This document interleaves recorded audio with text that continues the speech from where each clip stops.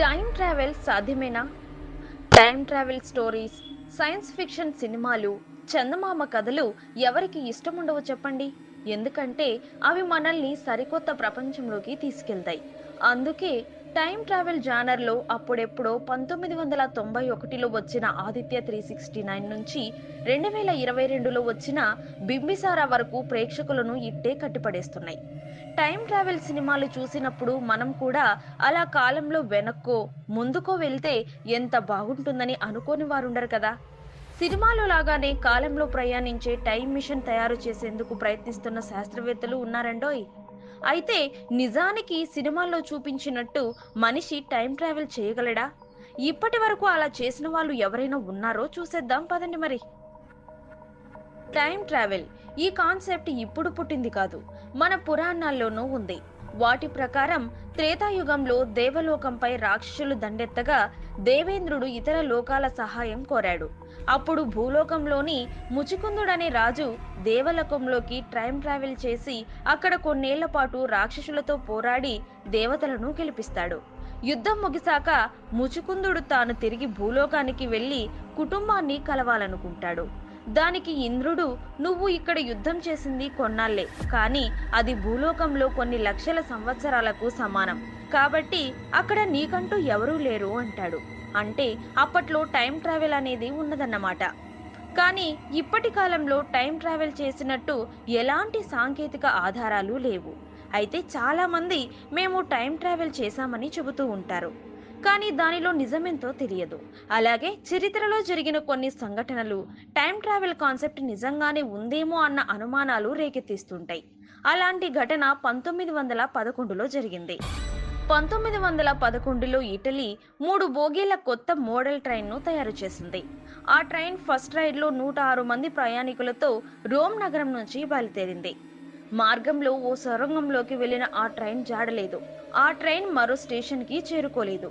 కనీసం ఆ సొరంగాన్ని కూడా దాటలేదట. ఏదైనా ప్రమాదం జరిగిందేమో అని రైల్వే అధికారులు సొరంగాన్ని క్షుణ్ణంగా గాలించారు. ఆ ట్రైన్లో నుంచి దూకేసిన 2 ప్రయాణికులు తప్ప ఇంకా ఏ ఆధారం దొరకలేదు. ఆ 2 ప్రయాణికులు చెప్పిన ప్రకారం ట్రైన్ సొరంగంలోకి ఎంటర్ అవ్వగానే పెద్ద పెద్ద శబ్దాలతో పాటు పొగలు కమ్ముకోవడంతో వారిద్దరూ ట్రైన్ నుంచి బయటకు దూకేశారు. కట్ చేస్తే ఆ ట్రైన్ మిగిలిన 104 మందితో కాలంలో 66 ఏళ్ల వెనక్కి వెళ్ళింది. అంటే 1911 నుంచి 1845వ సంవత్సరం మెక్సికో నగరానికి చేరింది. అలా మెక్సికోకి చేరిన ఆ 104 మంది ప్రయాణికుల వేషధారణను చూసి వీరందర్నీ పిచ్చివారు అనుకున్నారు. మెక్సికో అధికారులు వారిని విచారించారు. వారంతా ఇటలీలోని రోమ్ నుంచి ట్రైన్లో వచ్చామని చెప్పడంతో మెక్సికో అధికారులకు ఏమీ అర్థం కాలేదు. ఎందుకంటే అప్పట్లో ఇటలీ నుంచి మెక్సికోకు సముద్ర మార్గం తప్ప మరో దారి లేదు. దీంతో ఆ 104 మందిని పిచ్చివారిలా భావించి మానసిక చికిత్సాలయంలో చేర్పించి ఇటలీ అధికారులని సంప్రదించారు.